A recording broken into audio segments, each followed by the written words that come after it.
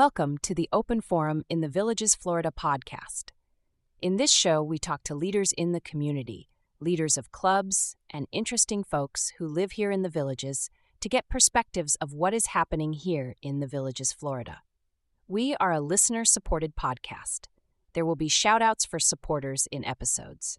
In Season 6, we will continue making substantial improvements to the podcast. This is Mike Roth. And listeners, I'm thrilled to share with you this podcast, which is my passion project for you. This podcast brings me joy, brings you knowledge, inspiration, and a lot of things that people need to know about the villages and the people living here.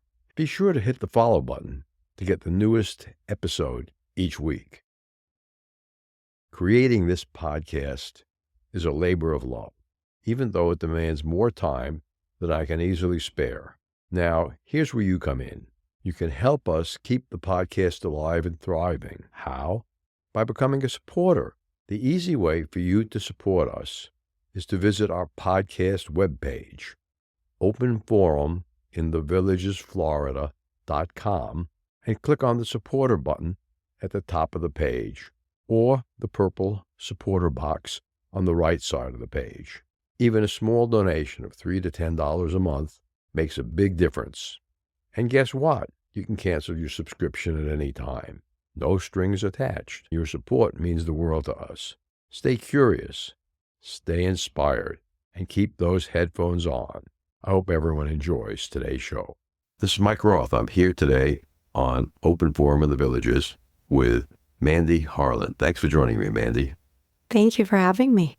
Mandy, why don't you tell our listeners how you first became aware of cannabis? I first became aware of cannabis in the medical sense in my early 20s. I had heard about it, of course, as a teenager and in school, but it was always in a very negative regard in terms of it being a drug and say no to drugs. And so it wasn't on my radar then. But when I was diagnosed with Crohn's disease, which is an autoimmune inflammation of my GI tract, I started to hear about it a lot in terms of helping me for my health. And that's when I decided to consider it for myself. About what year was that? Oh my, I was 24. I had graduated college in 2006. So it was probably about 2010, 2009, around there. When you were diagnosed with Crohn's disease, what did your doctors tell you to do? When I was diagnosed, it was pretty wild. I went in after my colonoscopy, and without really asking me any questions or explaining anything further, my doctor rushed in and had signed me up for a MRI of my lungs, and they were prepping me to make sure that I was healthy enough to take a biologic, which is the medicine that they wanted to put me on. And biologics are those prescriptions on TV where the side effect is literally death. That one. They wanted to put me on that. And I remember saying, whoa, I'm not comfortable with that. Let me do some other research. And so that's when I looked into alternatives, and that's when I really came across cannabis. Now, how long did it take you in taking cannabis as a regimen to completely beat Crohn's disease? Yeah. So I'm in full remission. With autoimmune illnesses and chronic illness, a doctor will argue if it's actually been cured. They'll say it goes into remission. So I don't know. I'd like to argue I've been cured, but I went into remission. It took me probably about 2.5 years for me to really see the full results of it. I started seeing things right away, symptoms getting better, but really full remission about 2.5, 3 years later. What kind of work were you doing at that time? So I was doing corporate event planning, which was very stressful, a lot of time pressures, a lot of details to remember. And that weighed heavy on me because stress was my biggest trigger. So I had to take a step back from that when I was diagnosed, because the only way I knew how to help myself was to control my outside environment. I hadn't figured out yet how to treat my body with this disease. So I pulled myself out of the stress. Did you change your eating pattern? things you eat? Did you go pure vegetarian or vegan? I tried things. If you do research, that was the frustrating part, is if you do research, there is no answer. There is no Crohn's diet. There is no one size fits all. It has different triggers. And for some, it could be a salad. For some, it's meat. And so I danced around and tried different things and really came to find that fiber was the only thing that really upset me noticeably. Really? So I lowered the fiber in my diet, like no beans. I just started eating beans again. That was really exciting. No broccoli, whole wheat, things like that. And that is what I have honestly still stuck to. And even now I'm just starting to dip my toe back in those foods and you just get nervous. But so far, so good. That seems to be working for you. Yeah. So after you determined that cannabis had actually helped you, how did you get involved with the cannabis industry? Once I learned the science of cannabis beyond what I was taught in a class as a child, which obviously wasn't good things. Once I learned the science, it made so much sense. It was so logical. It was not complicated. And I thought, why isn't anyone teaching this? Why doesn't everybody know this? It's so easy. And so once I started learning more and more, my desire to teach to other people grew because I would meet and encounter other people that had autoimmunes or chronic pain or conditions that I knew this could help them. And if they just learned or relearned, they could really ease their suffering and ease their symptoms. So I started working with the dispensaries after I was on social media first. I shared everything I knew on social media and they saw me and they liked the education and information that I was presenting and the way that I was presenting it. And so they actually came and found me and asked me to work for their community outreach programs, which is essentially a chance to go and educate the general public or even current patients about medical cannabis. Okay, this is medical cannabis in Florida where that is legal. Correct. Yep.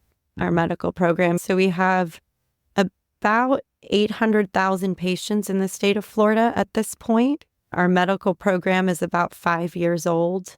We have 22 million residents in the state of Florida. So that just gives you an idea that close to 1 million of them are patients. So it's a pretty established and substantial program here. Right. It's a critically intense program for a patient where they have to go back to a doctor every 6 or 7 months. It is. Florida puts some rules in place. Yep, you have to go to your doctor. There are certified doctors that can medical cannabis. It's not every doctor. You have to find those particular ones, which there's over 2,500 in the state. We've got a lot of options, and you have to see them every 7 months. And then you have to renew your card with the state every year. So here in the Villages area, how many cannabis certified physicians are there? Think of at least 5 off the top of my head. They're not all created equal. I always have to give that caveat. Some doctors are very hands-on. So there's one here in the Villages that is very hands-on, explains things very well, goes into a lot of detail, and will also recommend products. But then there's also doctors who are literally just going to sign the piece of paper and send you on your way and maybe answer a question or two. So you really get a range of care. And sometimes you have to try different ones to find looking for. But most of the time, even when you find the doctor you're looking for, may not hold your hand as much as you might need. So then that's where I come into play and can act as a continuing coach of sorts, because sometimes it takes a minute to dial in a routine. So you have cannabis coaching clients. I do. So how does that work? So I work with people one-on-one who are either current patients and have not found what is working for them yet. So we work together to tweak their regimen and to understand it a little bit better so that they know what tool to reach for, how and when. And I also work with people who are considering it and really just feel overwhelmed by the information or the lack of information. And we chat about their goals and if cannabis can help them or if it's been shown anecdotally or in studies to help whatever it is they're looking to achieve.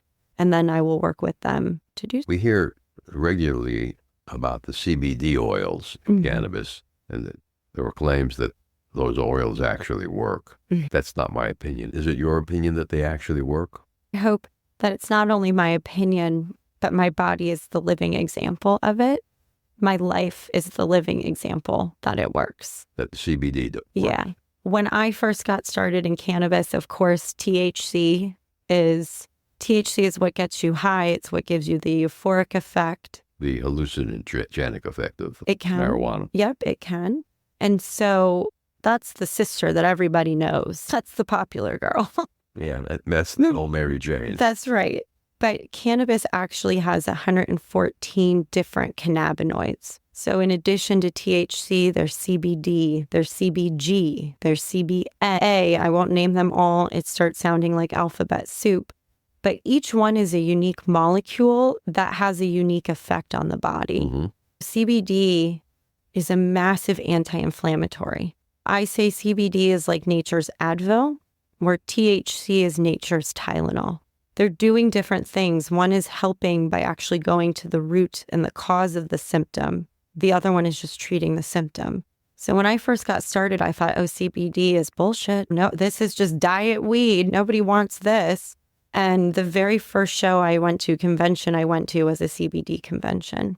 And I learned so much about it. And I thought I should be taking this. And that's when I started taking CBD regularly. And it just shifted everything. So you take that as a gummy? I take a capsule. So it comes in a bunch of different forms. For me, I like a capsule. They make it in a tincture, which is just a liquid that goes under your tongue. They make it in gummies. I like a capsule because for me, I'm trying to get it to go to my gut. That's where my inflammation is. So the capsule gets further down where I need it to go.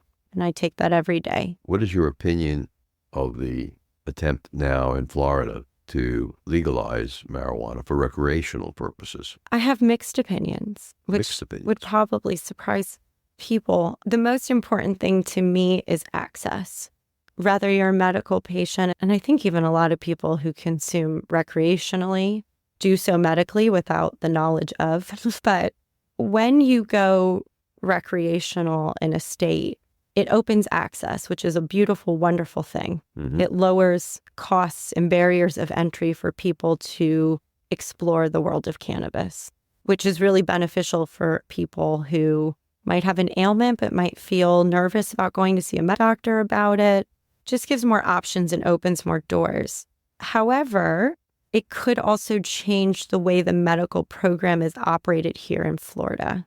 So patients might go away. We might lose our medical program. We'll use Colorado as an example. They decided to keep their medical program in addition to going recreational. What does that mean? It means that patients don't get taxed on their products. It means that patients have access to higher dosages, higher milligrams. It means that the dispensaries are open later for patients. There's certain benefits that patients still receive in a recreational market when we maintain a medical market as well. The ballot initiative, which people are going to vote on in a couple of weeks here in Florida, does that maintain the separation of medical and recreational marijuana, or is it just a catch-all then that passes? As of right now, it doesn't talk about the medical program and what would happen to it. So right now, it's a separate vote. We're voting on recreational. And then it's after that I think we find out what happens to our medical program.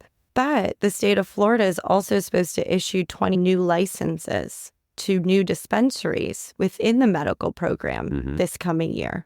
So that's already on the docket. That's already in the works. Applications have already been submitted.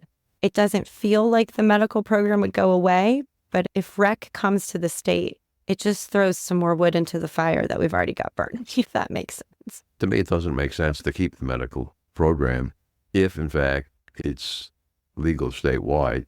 And then the other question I've been burning up to ask, if it's not really bad for you, why is the federal government putting its nose in it for all these years, criminalizing possession or using marijuana?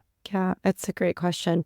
So the other reason we don't want patients to go away is because Dispensaries, when it goes recreational, it's just like any corporation where the numbers and the dollars are. So what's the quickest and easiest thing to market? It's recreational. So the education, people like me that were part of the dispensaries will no longer be employed by dispensaries. People that are seeking medical information about cannabis will have a harder time finding it if the medical program goes away. It's lovely for someone like myself because then I'm the person that can provide the information, but that's the catch-22. They now have more access to product, but there's less information being shared. So that's the first part of that question. The second part is, why does the federal government put so many people in jail and make it illegal when they know it was beneficial? It was all politics. Shock. Surprise. No kidding. Politics in this country. Could you imagine? It was all political. And I think that's the really frustrating thing, and why we have to say we're relearning cannabis is because the information that was shared was propaganda. It was just I don't even want to say assumptions, because it wasn't even assumptions. It wasn't even what was being observed. It was politics. It was racial. It was yucky. And it's something that makes me upset because it stops people from looking into this plant as an alternative that is natural and safe. And it prevents people from doing that, or puts up a wall, when really it's quite the opposite. It's one of the safest things that you can try. Yeah. Okay. And to me, it's a question of, if smoking was bad for us and the federal government allowed that for all of those years, and we're talking about people who can use marijuana in a capsule form or as a liquid under the tongue, it doesn't seem like that's bad at all. No. And here's the ironic part. So this one got me. In 1984, so at the height of the war on drugs, the federal government contracted a pharmaceutical company to make a drug called Marinol. Marinol is synthetic THC. It mimics marijuana completely, but made by a pharmacist. Marinol is still prescribed today by the federal government and that same pharmacy to people with terminal illnesses, I think HIV and AIDS. It's very ironic that they locked people up for this drug that had absolutely no medicinal value and was put as a Schedule I drug, but yet created the exact same mimic of that molecule and still prescribes it today. Just tells you the sense in it all. This is Mike Roth and Dr. Craig Curtis speaking about Alzheimer's disease. Dr. Curtis, can you talk about alcohol use and Alzheimer's? Yes, Mike. They have had studies out for years that show those that have 1 to 2 drinks a day actually have a lower risk of heart attack or stroke. And in a study published... That's interesting. That means that people who totally abstain from alcohol have a higher risk? That's a difficult question, Mike. It's yes, those that abstain from alcohol, not with Alzheimer's disease, but actually had a slightly higher risk of heart attack and stroke.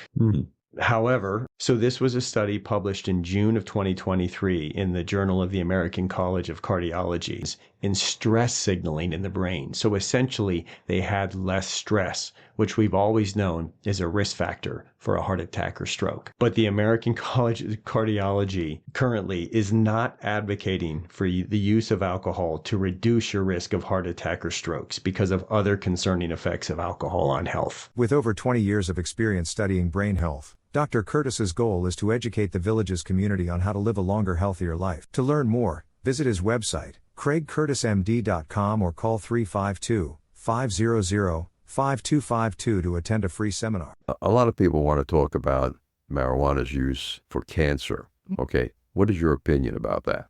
Yeah. So I'm always of the firm belief, and I will, with most things, there's sometimes that I know we can't get there through just crawling, but I go crawl, walk, run.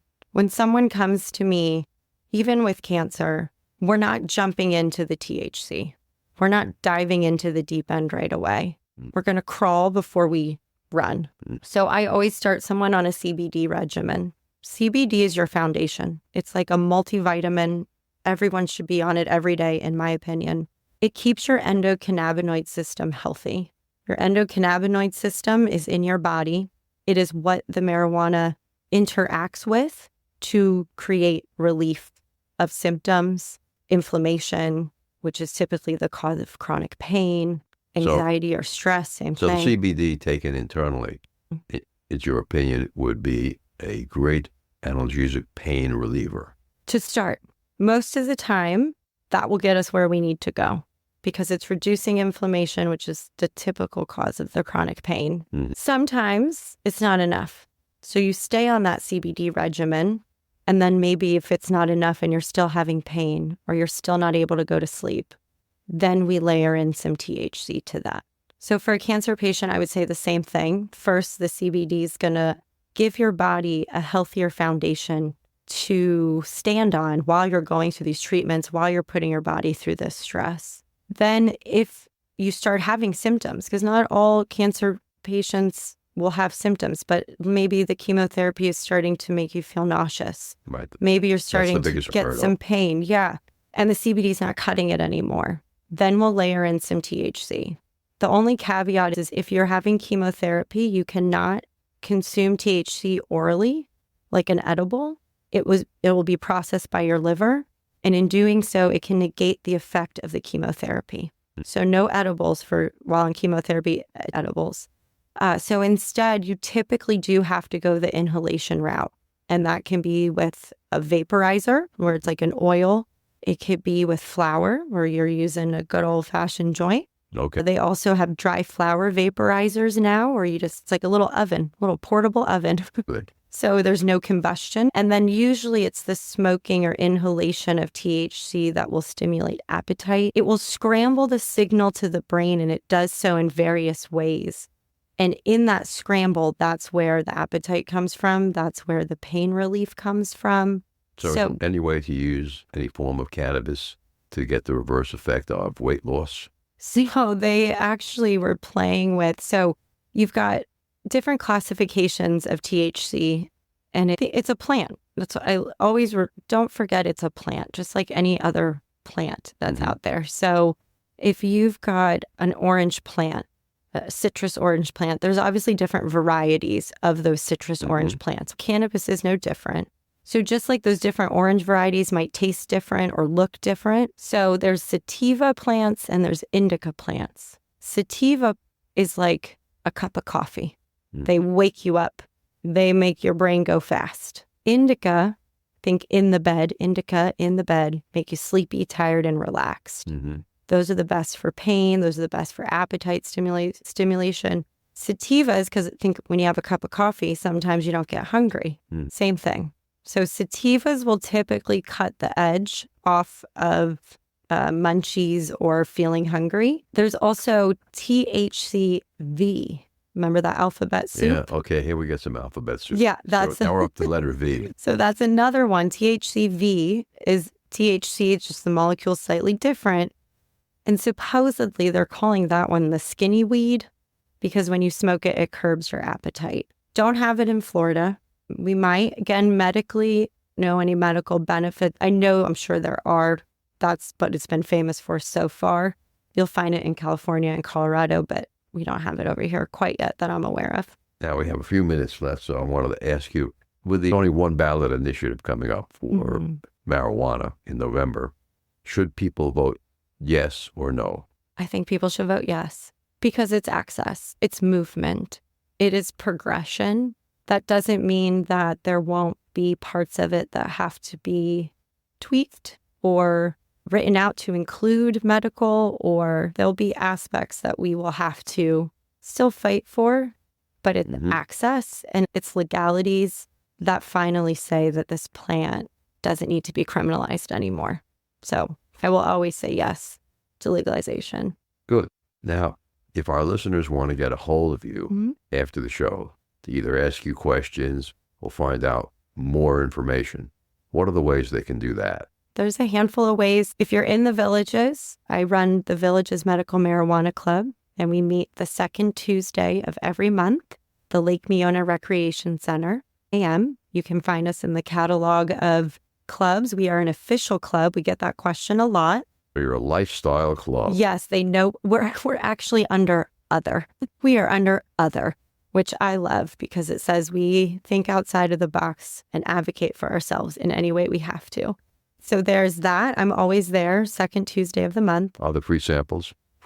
That's also the second most popular. So there is with CBD. We typically will have some CBD companies that, like you said, sometimes it doesn't work. And it's typically because the product itself maybe wasn't the best quality. There's a lot of stuff on the market that's not good. So I bring in vetted, certified CBD companies that I use myself. So sometimes they do give free samples. Ooh. Very nice. You can also email me, which is Mandy@thefm.com. at theflm.com. It stands for Florida Marijuana Mentor. So if it's easier, you can also find my website, which is floridamarijuanamentor.com. So in that capacity, are you really an employee and salesperson for one of the dispensaries? No, I've worked for a total of 3 of them because that's just the cannabis world. It changes quickly and one gets up with the other and it's just how it goes. But no, even when I was there, so there are currently 22 dispensaries in the state of Florida. And how many of them are here in the Villages area? You've got at least 10 of them. And I would say you've got at least 15 different stores. Some of them are repeats you'll even see. The same company owns 2 or 3 stores. Yeah, within a 40-minute radius. So even then, even when I worked for a specific dispensary, I would always recommend products from others, including my own. They all have their own specialties. Some are really good for their edibles. Some are really good for their flower. And I will always advocate for the patient rather than the dispensary. So you are an independent source of information I as am. opposed to an employee source. Correct. I left the dispensary world about 2 years ago. Corporate cannabis is no different than any corporate, even with the cannabis at the end. And I just got too far away from my passion of working with patients. And I didn't want to be in the space of just making it look cool. Mm-hmm. It's not why I'm here. So I've not worked with the dispensary for a couple of years now. So was it hard to become a new patient? No. So when you go see your doctor, it takes maybe about, 15, 20 minutes. It's very quick. If you want to stay longer, you might have a doctor that'll talk to you longer. You may not. The doctor's appointment to get a medical marijuana quick. card. No, maybe half an hour. Okay, and then you get your card right away. So big improvement in the state of Florida. When our program first started, people would die before they would get their cards, literally. Then it took 3 weeks, and now you get it within 30 minutes. It shows up in your email, and you can take that to the dispensary and shop right away. Okay. But I was talking about becoming a client of yours to get personal on what to be buying to try. No, you'll usually talk to me within a week or less. Okay. Yeah, we're quick. And I'm up in the Villages regularly. So I meet in person and virtually. So even if you're not in Florida and not in the Florida medical program, if you're in a legal state, I can help you there as well. Okay, so you will go something like that. Yep, exactly. Yeah, it's all cannabis. Just different packages and bells and whistles, but it's all from the same beautiful plant. Thanks for joining us, Mandy. Thank you for having me. I appreciate being here, and I appreciate your openness to this conversation and topic. Thank you. Great. Thanks very much. Remember, our next episode will be released next Friday at 9 a.m. Should you want to become a major supporter of the show or have questions, please contact us at mike@rothvoice.com. This is a shout-out for supporters Tweet Coleman, Ed Williams, Paul Sorgen, and major supporter Dr. Craig Curtis at K2 in the Villages. We will be hearing more from Dr. Curtis with short Alzheimer's tips each week. If you know someone who should be on the show, contact us at mike@rothvoice.com. We thank everyone for listening to the show. The content of the show is copyrighted by Roth Voice 2024. All rights reserved.